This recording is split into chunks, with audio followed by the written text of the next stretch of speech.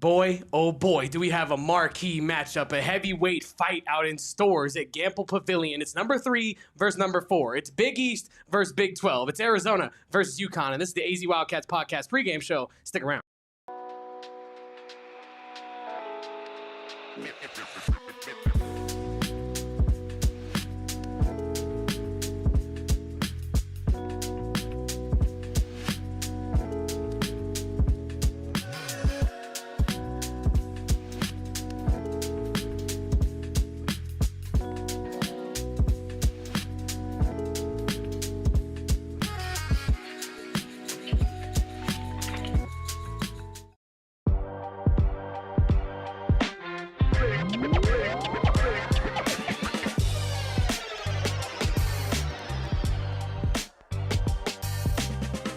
Welcome on into the AZ Wildcats podcast, coming to you live from PHNX HQ3 in lovely, beautiful downtown Phoenix. I am Damon Dog. He is Kevin Thomas, and we are the AZ Wildcats pregame show, getting you ready for UConn versus Arizona, number 3 versus number 4. Can the Cats get the job done? And if they do, should they be the number 1 team in all the land? Spoiler alert. Me thinks yes. But of course, Kevin, we got a big one in store for us today. I know you probably, couldn't sleep last night, chomping at the bit. No one loves basketball more than Kevin Thomas, college basketball in particular. Is there anything better than a top 5 matchup this early in the season? No. I mean, this is a true road game, so it's truly a challenge for Arizona. However, this is what you live for as a college basketball fan. Number 3 versus number 4 in mid-November. Usually we don't get this till late in the season, real late in the season. So I'm very thankful for this matchup, Damon. It should be an absolute heavyweight fight in Storrs, Connecticut. I'm pumped up about it. We got Wildcats football tomorrow, too. Life is good in Arizona Wildcat land, but we do want to start this one off. We were going to go to Shots Fired with our friends over at Three Amigos Tequila, but we do have an injury update from John Rothstein of CBS over there. UConn's Braylon Mullins' ankle, we knew that, and Terrace Reed Jr. ankle are both out for tonight's game against Arizona per release. That is about an hour ago, about 2 hours before tip-off. We're getting this news from John Rothstein. That is a big, big deal.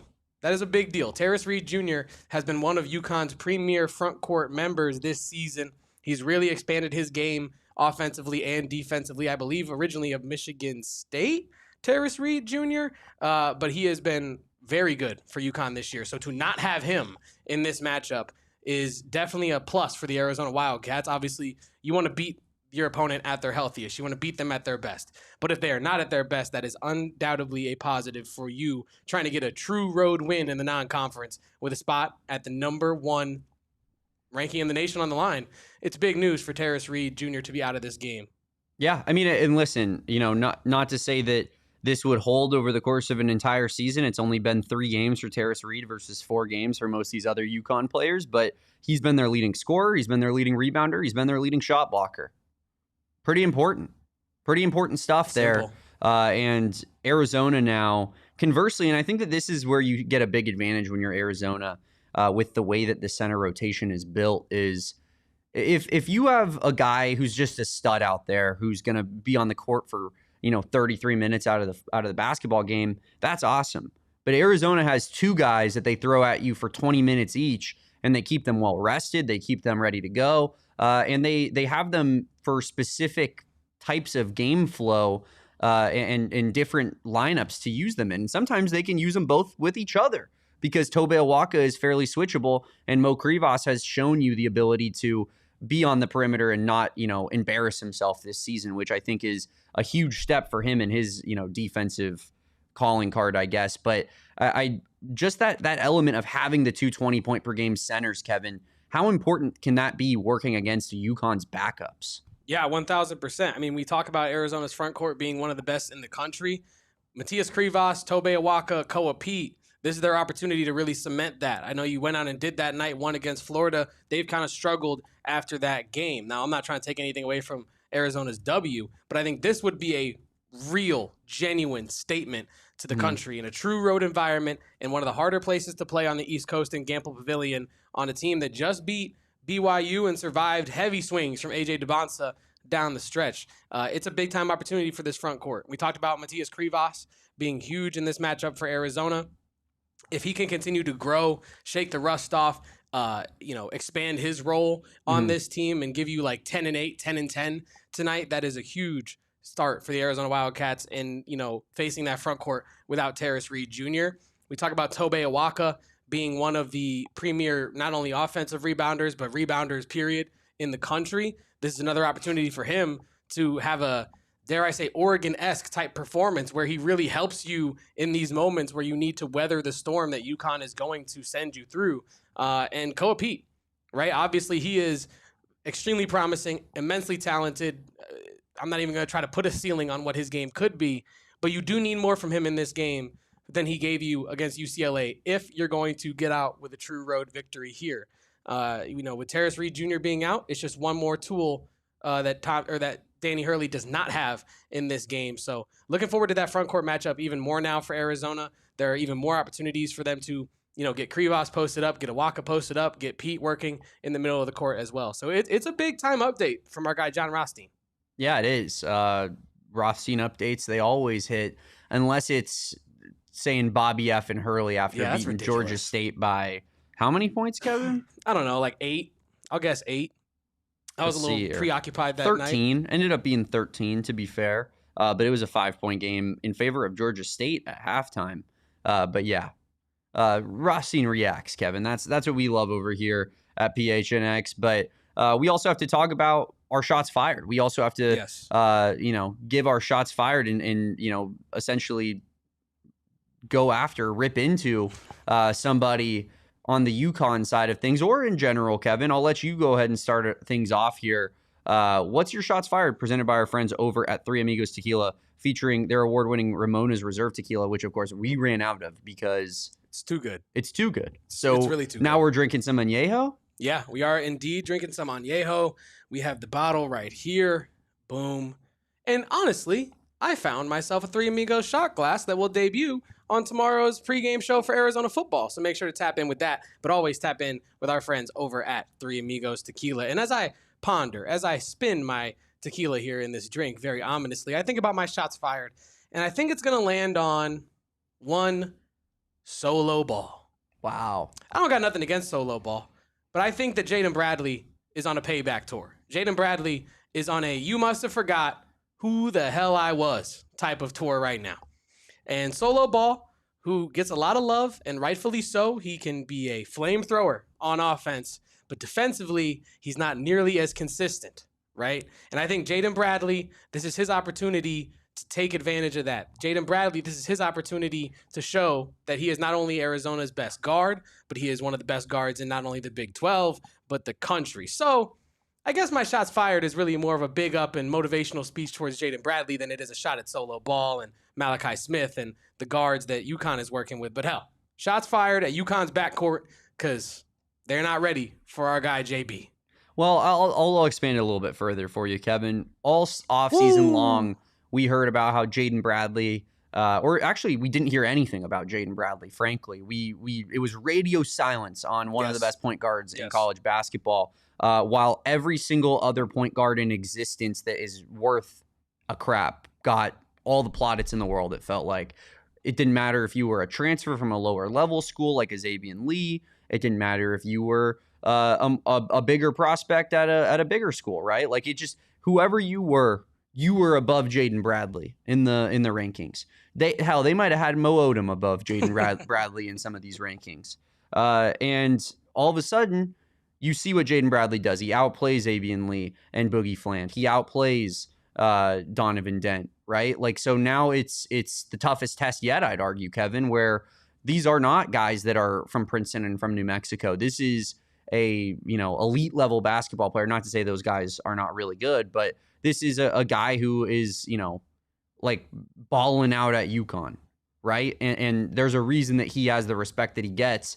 Toughest test for Jaden Bradley, and it's time for him to continue being the Reaper, knocking down doors, and hopefully winning these point guard battles. As far as what Philip said, Kevin misspoke. I think he meant the next game versus Baylor this weekend, of course, which means everything. But we'll get there when we get there. Now it's time for my shots fired, Kevin. And you know what?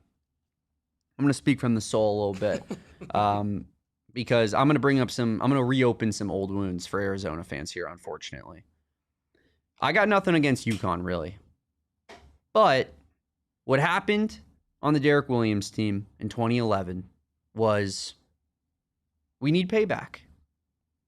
That was our best chance, probably, Kevin, of making the Final Four in this vaunted, horrific drought that we've had at Arizona. And we were a shot away. We were a single made shot away from getting to that Final Four in Sean Miller's, I believe, second year at Arizona. Really could have changed everything. That was before the Aaron Gordon years, before the TJ McConnell teams. Like, who knows if there's not a lid on the basket when you're, getting to the Elite Eight and missing every time, who knows what the true ceiling on those teams would have been. My shots fired is at the damn rim in that game in the Elite Eight versus UConn. Screw you. Why were you so... I'm trying to think of words for it that don't sound sexual. Shout out my guy Pigeon. Why were you so, have no leeway, no give? In and out, Jamel Horn? It's BS, man. We deserve that. That was my national championship that I should have won. Witnessed Derek Williams dunking on everybody throughout the entire tournament. And that damn rim screwed us. No more, Kevin. Tonight we pay back that rim. We pay back Kemba Walker. We pay back UConn for beating us and ruining my childhood and a lot of Arizona fans' last decade or so. Salud. Shout out to our friends over at Three Amigos Tequila for this segment of Shots Fired UConn edition. Damon, we talked a lot about what's on the line in this game, a potential number one ranking in the country, a whole ton of bragging rights, and honestly, the number one resume so far among any team in America. But how is it going to get done? Let's start getting into the X's and O's of this game just a little bit, into the weeds, as we are about 17 minutes away from tip-off. And we're going to do that with my keys to the game for this matchup. Number one, rebound the ball. Is that a play on words about solo ball? I do have two. Well, there are two words. Are either of them about solo ball? No, but we could remix it. But rebound the ball. Arizona's going to have to be tough on the boards in this one, especially with Terrace Reed Jr. now being out, right? You have every opportunity to outplay UConn's front court. Alex Karaban is going to be stretching his bandwidth in this one between trying to stretch the floor and fill in for Terrace Reed. I think rebounding is going to be pivotal in this one. I'm looking at Matthias Krivas. I'm looking at Tobe Awaka. And obviously, we're talking about, I think Karchenkov can come in and rebound the ball really well. As in addition to that, we talked about him against Florida with that double-double in his debut. Number two, ball security. Arizona has been a little loose with the ball at times, and there's some of their recent performances, right? And it's kind of not cost them as they sit here undefeated, but it could have cost them in several moments so far this year. So you need to take care of the ball in this one. You cannot give a team with as much pedigree and experience as UConn on their home court any extra possessions. And key number three, in any matchup where you're going to be going against a tough, gritty, well-coached team like a UConn, like a UCLA, like an Alabama upcoming for Arizona, right? You got to make tough shots when you have the opportunity to do it. Against UConn, it was ADO, right? And I think, or against UCLA, it was ADO. And against UConn, who is it going to be? It could be ADO again. It really could be. But you need someone to step up and continue to pour in buckets, even when UConn is hunkering down defensively. And I think that's kind of how I see this game going out. It's going to be tough. It's going to come down to who's executing at a higher level, who is maintaining their focus through the tough moments, through the brutal road environment that Arizona is going into. And so those are my three keys to this one versus UConn. Love it, Kevin. You're a ball knower. Everyone on this podcast who watches knows that. Write those down, people, and take note of them for the game. But yeah, it is a big matchup. We do, in fact, have a starter replacement now, Kevin, for Terrace Reed. It is Eric Reeb. Did I say that? Reeby? He's German. He's a German freshman, 7'1", 260, 5.8 points per game this year, 3.3 rebounds, 73.3% field goal percentage. Hasn't played a whole lot. Looking at his game log here, played 5 minutes against BYU in their biggest game of the season, 14, 16, 18 minutes against some lower competition and look decent in the process. But again, I mean, he's doing the thing where he's dominating against 6'9" guys in those games, right? And this is a 7'1" UConn recruit that, I would imagine should be eating against teams like that.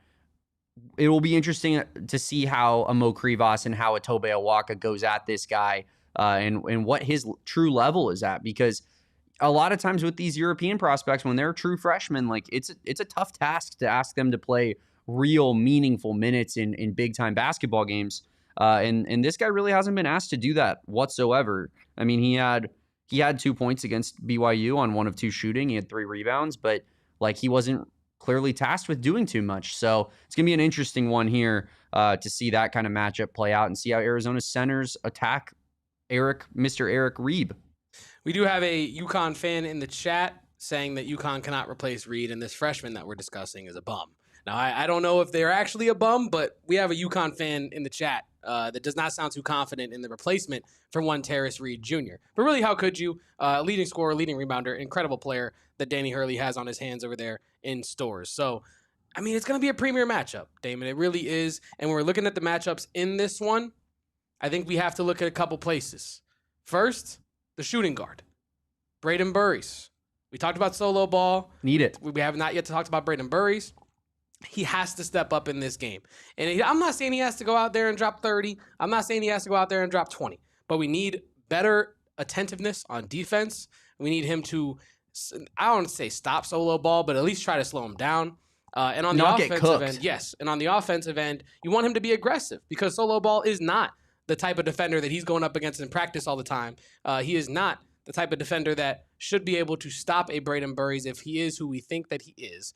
And now it is very early in the season, so I'm not trying to cast any finality. If you don't get past solo ball, you're not who we think you are.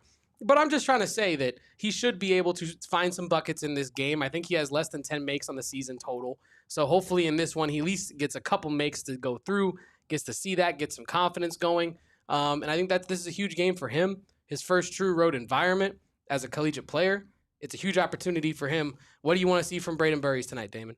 I mean, I think the confidence aspect is a good one, Kevin, in terms of just how he is getting his shots up, because he's being asked to be a volume scorer on this team, and I don't want to see a world where he stops shooting just because he's not shooting all that well, if that makes sense. It's the Dion Waiters mentality. Just because I'm 0 for 40 don't mean I'm not gonna take another shot, right? Like, yeah, it has just as good of a chance as the last one did as the next one does. And I think you need Braden Burries you need him to up his floor a little bit, I think, from what he's shown this season, because that's not a recipe for success for Arizona, in my opinion. You need him to be a little bit more steady, right? Yeah. Like, not so up and down, not so volatile from game to game. Show me some steadiness. Give me double-digit points, you know what I mean, on decent efficiency, and that's all I'm asking for. I don't need you to go out there and give me 24, but like 12 points seems reasonable, no? Yeah, it feels reasonable. I think what I'm really looking for Braden Burries, in addition to what we've already discussed, is I would love to see him find some solves. Pardon me. I would love to see him find some true solves. We've seen him kind of adjust his game. We've seen him, the shot's not falling. Okay, I'm going to try to drive. Well, maybe I shouldn't have driven in that moment because there's 3 guys in the paint. UCLA's packing the paint. He's doing these things. He's having this algorithm in real time of what he can do at this level. I would love to see some progress in that area of things. I would love to see him have something tonight where the defense stops his first action and he has a solve for that stop and gets to a second move. I would love to see that from Braden Burries. Just a little bit of evolution in his game from our Arizona's second 5-star in this class. And before we do get out of here, because there's only 10 minutes left, and I do, like Sean says in the chat, want to see all of y'all in our watch-along chat, as me and Damon will be live from our viewing area out there here at HQ3, watching this game, talking about this game, probably screaming about this game as Arizona takes on UConn. But before we get out of here, I want to talk about the front court in this one, Damon. I want to talk about Arizona's front court and its ability to put pressure on UConn. This is a road environment. We know that you're not really expecting Braden Burries and Peat to fully carry you in this one, even though Peat has the capability to do that. Which one of Arizona's front court members, Damon, in your opinion, has the most pressure on them tonight? Which one do you want to see perform the best? Well, I think those are a little bit different questions. I think most pressure is Peat, given that he's a freshman, given that he did have a little bit of a step back from his Florida performance. But to be fair, Florida is the game that Arizona was, the most intensely trying to win. I guess UCLA as well, but he had some foul trouble that precluded him from being in the game in the second half a lot of the time. I think the most pressure is on Peat to, give Arizona a scoring punch that they clearly need from both freshmen. I think both freshmen were brought in this year to be that scoring punch, because when you look at the rest of the roster, Jaden Bradley's not a primary scorer. Yeah. I mean, he's really good at it, but that's not his number one task or calling card. If you were like, if Jaden Bradley was an archetype 2K player, he's a lockdown defender. You know what I mean? Yeah. Or maybe a playmaker, but like it's definitely not playmaking two-way. It's definitely not like that, slasher scorer, right? No, like when you look at Tobe Awaka, that's a rebounding menace. Mm-hmm. You know what I mean? But like Delly's a sharpshooter. These freshmen need to be your big time scorers in this game. But when you talk about who like has the biggest advantage, I think it's Tobe Awaka, who has proven to us that he can take advantage of mismatch after mismatch. Put this German kid on him and let Tobe Awaka dribble it straight at him and go into the basket. I have a feeling that it's going to draw a couple fouls. It's going to lead to some easy buckets. Like if Konstantininos is right in the chat and this German kid is actually soft, then Tobe Awaka is a terrible matchup for him. It's going to be an interesting test, and we will see how Eric Haub, is that what I said it was? I'm forgetting. I thought you said it was Reeby. Reeby. It's gonna be a big test for him to see how he handles, especially the Tobe Awaka minutes in particular, because I think Tobe looks at a mismatch and he starts licking his chops. Yeah, he does. And when we're talking about this front court matchup, there's one more thing I want to discuss before we get to our predictions. Shout out to Deborah in the chat for reminding us of that. I want to talk about UConn's efficiency. Right, they're an incredibly efficient team. And I think one area where they are most efficient is within the three-point line. Once they get past that three-point line, they are one of the most efficient teams in the country from two. And I think if Arizona's going to get this done, they have to kind of force, I know Arizona fans might not like this, but they kind of have to force UConn to beat them from three. You cannot let them get into the paint with easy looks, because they have proven time after time again that they will make those easy looks. Yeah. And we know Arizona's good defensively. So if you can force them to beat you with threes, maintain your three-point defense, you can win this game. And now, speaking of winning the game, we have predictions. Now, I will go first. I will allow Damon to cook mentally, get his mathematicals going in his big brain there as to what his score prediction is going to be. I am going to tell you that Arizona could lose this game. It would not shock me if Arizona lost this game. UConn is incredibly well coached. Even without Terrace Reed Jr., they're still immensely talented. But, as I told Damon pre-show, I think I was leaning towards a close UConn victory before the Terrace Reed Jr. news. After this Terrace Reed Jr. news has dropped, I'm feeling like this is an 83-75. Oh, wait, that's kind of exactly what Constantino said in the chat. I was going to say 83-78, I'll say, in favor of Arizona. I think they just barely get it done, but they do get it done. And we're talking about a team with an unbelievable resume, not even into conference play yet. And, our friend here in the chat from UConn is correct. Arizona caught a huge break tonight with Terrace Reed Jr. being For sure. out. He also has Terrace Reed Jr. worth 35 points on the betting line, which is pretty funny. But I appreciate you, yes, Konstantinos, for hopping in here, for enjoying the show. Good to have some UConn perspective in here as well. No doubt about it. Hopefully we see you on the post-game show. But I was kind of in the same place as you, Kevin. I was leaning UConn. I know you were saying close. I think I was going to go by UConn by 8, even though, maybe that is close. I think at the end of a game, things can kind of get away from you a little bit and make it look a little bit bigger. The deficit that is. I now kind of lean Arizona because I think this is a big time miss for UConn. And I don't see a way.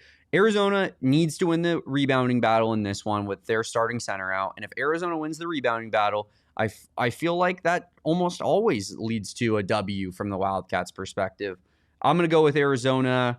Let's do 82 to 77. Okay. I love that. I love that, Damon. And I love everybody right now in this chat here. Drop for your the guys' AZ score Wildcats. predictions here in the chat. Yes, we want to see do what it. you guys have to offer. Sammy Sylvester, 78-71. Deborah Owens, of course, the GOAT, 890 to 80. Can you scroll up a little bit, Kevin? Of course. Get some more of these predictions in. Konstantinos, 82-74. Yeah, keep running those score predictions in for the chat. We'd love to see what you guys have to think. But yeah, Kevin, I mean, just a momentous game here for the Cats. Should they be number one if they win this one? I think yes, right? Like, is there any other way around that? I think the argument would be that whoever wins this game for sure bumps Purdue down, and that if you didn't want to put them at 1, it would be understandably because Houston hasn't really done anything to warrant moving down, except for win games and have elite level freshmen. So I could see them keeping Houston at 1 as, just status quo in a way, and Arizona moves up, or UConn, if unfortunately UConn gets a W. Whoever wins this game moves up into 2. But I think that if we're talking about straight up resumes, because at the end of the day, November rankings do not matter, but resumes do. The winner of this game has by far the best resume in the country right now. If UConn wins, they'd have a win over number 7 BYU at TD Garden, and number 4 Arizona, who beat the national champions. If Arizona wins this game, you have a win over the national champions, ranked number 3.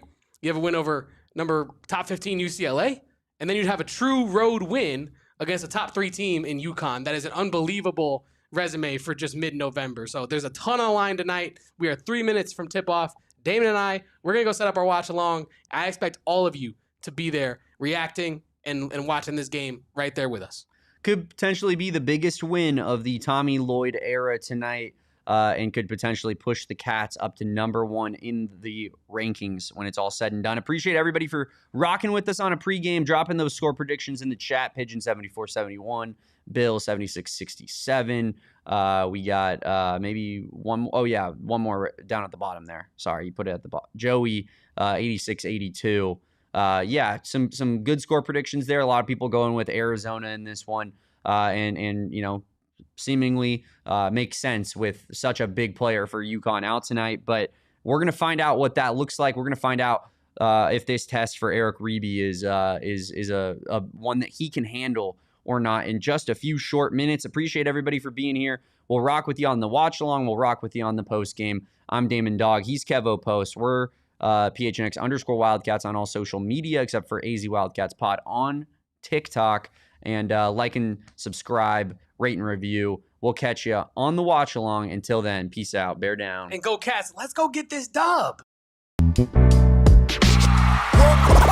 all silly like the mayor.